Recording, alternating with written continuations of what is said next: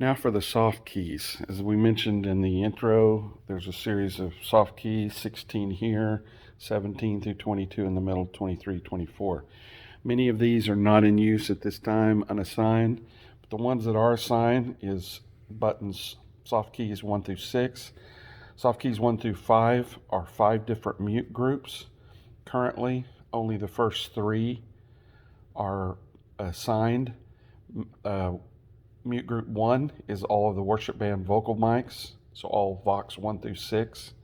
As you can see, as I press that mute button, then the Vox mutes automatically come on in that mute group. Number 3, I'll skip 2 for a moment. Number 3 is all of the band, the worship band. So you can see that no Voxes are muted, but if I go down to like layer B, you can see that it is muted. All of the guitars, all of the keys, none of these unused jacks are muted, and then it mutes all of the drums and all of the percussion. And it also, so it mutes all of the band. So 1 is Vox, 3 is all of the band. So by hitting 1 and 3, you can mute every input associated with the worship team, the Voxes and the vocals. Now, let me go back to 2. 2 is basically what we're going to call, and we'll have labels on these, what we're going to call band minus.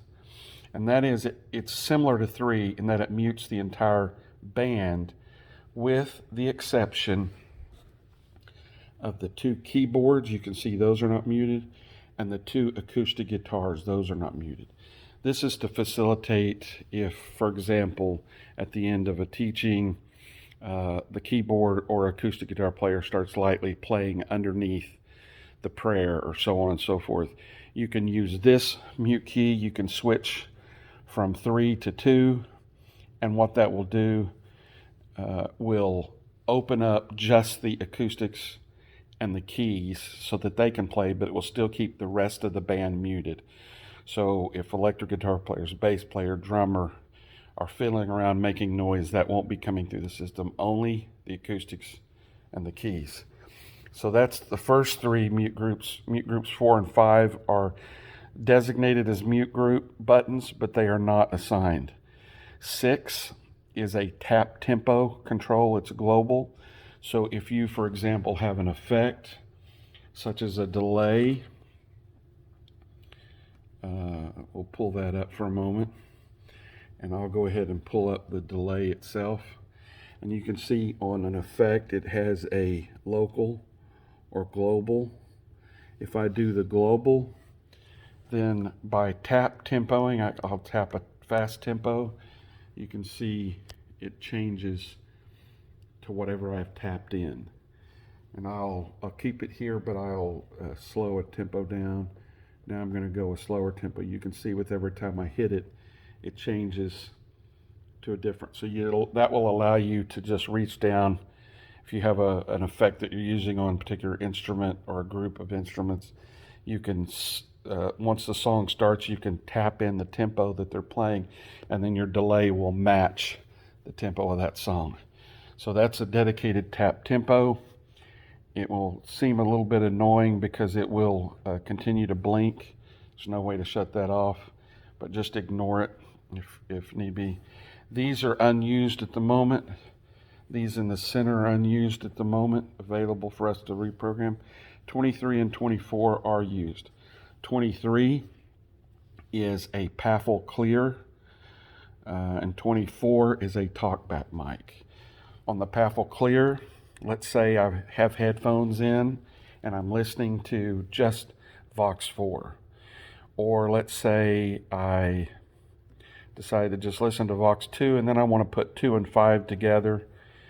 They will stay. One will not replace the other. They're in an additive mode. So I say, okay, now I want to listen to these 3 vocals together. Okay, and then something happens and I need to do some mixing on the drums. So I quickly switch down to the D layer and I do some mixing on the drums. And notice that there's no PAFLs lit up because I the paffles that are still engaged are on another layer. So, for example, if on button 23, notice when I hit a paffle, 23 lights up. That lets me know at any point, if 23 is lit, that there is a paffle somewhere that is on. It could be on any layer, could be deep in a layer, and so I may not realize that a paffle is on somewhere. You can see I have a couple on over here on different layers, and then over here I have, but 23 is lit up, so that tells me there are paffles. Rather than having to go back through and undo all your paffles to try to see where they're located and undo them, you can just hit button 23 and notice it turns off. It clears all the paffles no matter what layer, what input. So that's a quick way just to know that paffles are left on, and you can clear it. That way your headphones will be listening to whatever the default is, in this case the stereo output. Last is button 24 is a talkback. Currently, when you hit 24, it's latching. So we'll have a microphone here. You'll be able to pick that up, and you'll be able to talk to the worship band on stage. And that's done through groups. And that is, the talkback is currently only assigned to the drum aux. The aux that feeds the Aviom. So you can talk, and it will only come through in channel 1 of the Aviom on stage. So only the people on stage will hear, if they have number 1, the drum submix on the Aviom up, they'll be able to hear you in that. It won't go to front of house. It won't go to the live stream mix room. It won't go to the recording. It won't go anywhere else but to Aviom channel 1. So, and it is latching, so when you're done talking, you'll have to hit it again.